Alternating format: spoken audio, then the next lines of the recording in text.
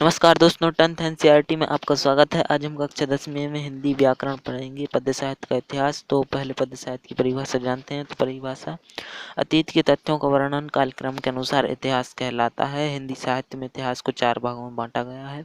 यह आपको पुस्तक में पढ़ने को मिलेगा। आदिकाल काल संवत 1050 से 1375 तक।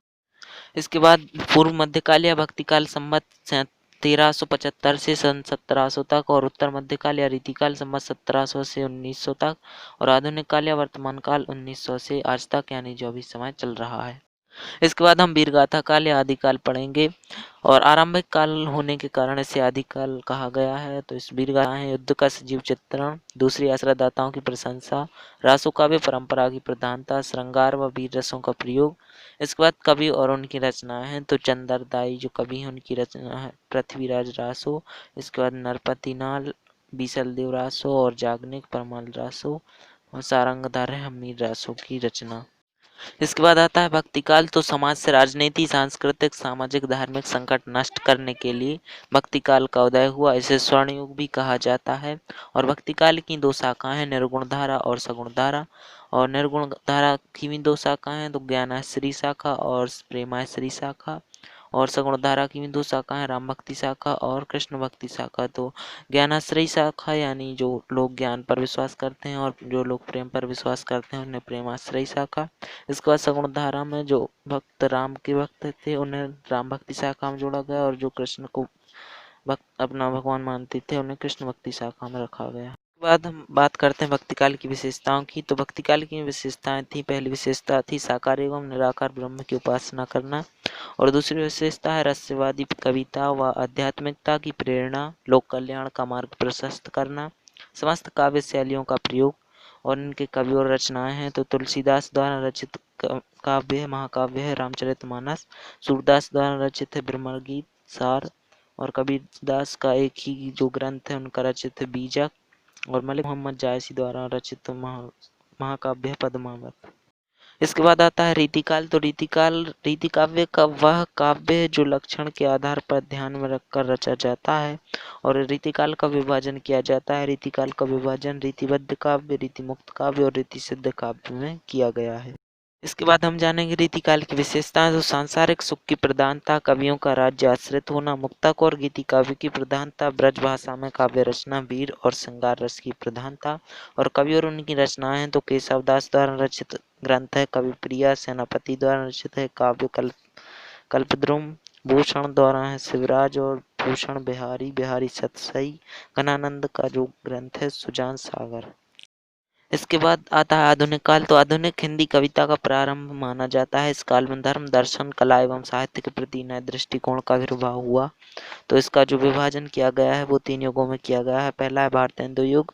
तो भारतेंदु युग 1850 से 1900 तक, और द्विवेद युग सन 1900 से 1920 तक। इसके बाद है छायावादी युग, तो 1920 से 1936 तक।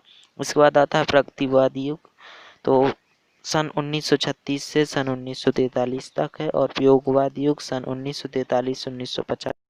इसके बाद नई कविता सन 1950 से आज तक, जो अभी समय चल रहा है। इसके बाद आधुनिक काल को 4 भागों में बांटा गया है। तो सबसे पहला जो भाग है वो है भारतेंदु युग। तो इनका हम विस्तार से अध्ययन करेंगे। तो भारतेंदु युग में दिया गया है हिंदी साहित्य का प्रवेश द्वार ही भारतेंदु युग को कहा जाता है। देशभक्ति तत्कालीन देखी जा सकती है, का प्रयोग है।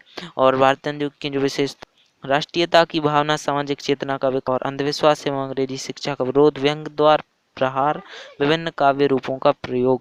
इसके बाद प्रमुख कवि और रचनाएं हैं। तो भारतेंदु हरिश्चंद्र द्वारा रचित है प्रेम सरोवर, बद्रीनारायण चौधरी द्वारा प्रेम घन, जीर्ण जनपद, और प्रताप नारायण मिश्र द्वारा प्रेम पुष्पावली, राधाचरण गोस्वामी का है नव भक्तमाला। इसके बाद आता है द्विवेदी युग। तो द्विवेदी युग यह युग कविता में खड़ी बोली के प्रतिष्ठित होने का युग है, जिसके प्रवर्तक आचार्य महावीर प्रसाद द्विवेदी हैं। तो विशेषताएं जो है, देशभक्ति को व्यापक आधार मिला। दूसरी विशेषता विश्वासों तथा रूढ़ियों का विरोध और वर्णन प्रधान कविताएं, मानव मात्र के प्रति प्रेम की भावना, प्रकृति चित्रण, खड़ी बोली का परिनिष्ठ रूप। और प्रमुख कवि और उनकी रचनाएं अयोध्या से उपाध्याय, हरिओंद, प्रिय प्रभा, और मैथिली शरण गुप्त द्वारा रचित है पंचवटी, रामनरेश त्रिपाठी का जो काव्य है वो है मिलन, और माखनलाल चतुर्वेदी हेमकृतिनी, महावीर प्रसाद द्विवेदी काव्य मंजूषा।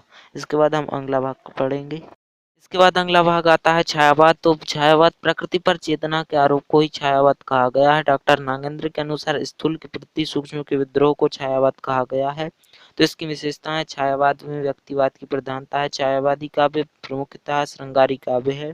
तीसरी विशेषता है प्रकृति का मानवीकरण किया गया है।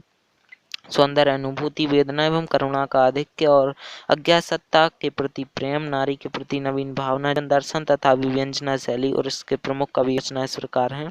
तो जयशंकर प्रसाद द्वारा रचित महाकाव्य जो कामायनी और सुमित्रा नंदन पंत की रचना है पल्लव, सूर्यकांत त्रिपाठी निराला की रचना है परिमल और महादेवी वर्मा की रचना है निहार। इसके बाद हम अगला भाग पढ़ें। इसके बाद आता है रहस्यवाद। तो कण कण में परमात्मा के होने का आभास रहस्यवाद है। मुकुटधर पांडे के अनुसार प्रकृति में सूक्ष्म सत्ता का दर्शन ही रहस्यवाद है और रहस्यवाद की विशेषताएं हैं इस प्रकार हैं: अलौकिक सत्ता के प्रति प्रेम और परमात्मा के विरह मिलन का भाव, जिज्ञासा की भावना, प्रतीकों का प्रयोग और प्रमुख कवि और रचनाएं इस प्रकार हैं। तो कबीरदास का एक ही ग्रंथ है, उनकी एक ही रचना है। तो इनकी रचना है बीजक और मलिक मोहम्मद जायसी जो पद्मावत, मीराबाई द्वारा रचित है पद्मावली, जयशंकर प्रसाद द्वारा रचित रचना है कामायनी और महादेवी वर्मा की है साध्य गीत। इसके बाद हम अगला टॉपिक करेंगे। इसके बाद आता है छायावाद और रहस्यवाद में अंतर। तो ये बहुत महत्वपूर्ण है, आपको याद होना चाहिए। तो छायावाद और रहस्यवाद में अंतर इस प्रकार है: छायावाद में कल्पना की प्रधानता होती है लेकिन रहस्यवाद में चिंतन की प्रधानता होती है। इसे आपको तालिका बनाकर दोनों कॉलम में लिखना है। और छायावाद में भावना की प्रधानता है किंतु रहस्यवाद में ज्ञान और बुद्धि तत्व की प्रधानता है। इसके बाद छायावादी प्रकृति मूलक है किंतु रहस्यवाद की प्रकृति दार्शनिक है।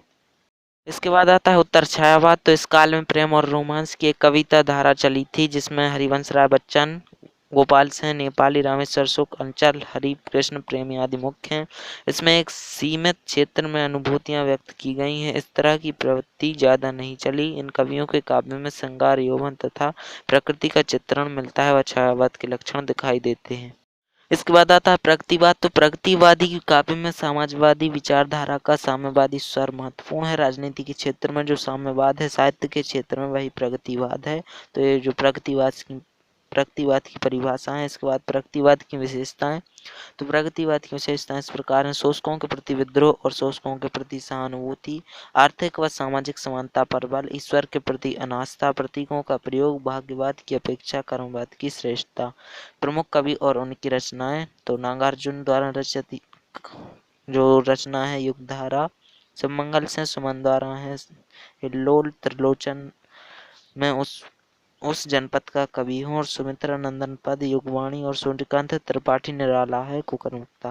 तो ये जो रचना है प्रगतिवाद। और इसके बाद हम अगला टॉपिक पढ़ेंगे। अब आता है प्रयोगवाद। तो इस प्रयोगवाद का आरंभ अज्ञेय के तार सप्तक से माना जाता है। जीवन और जगत के प्रति आस्था प्रयोगवाद का आवश्यक तत्व है।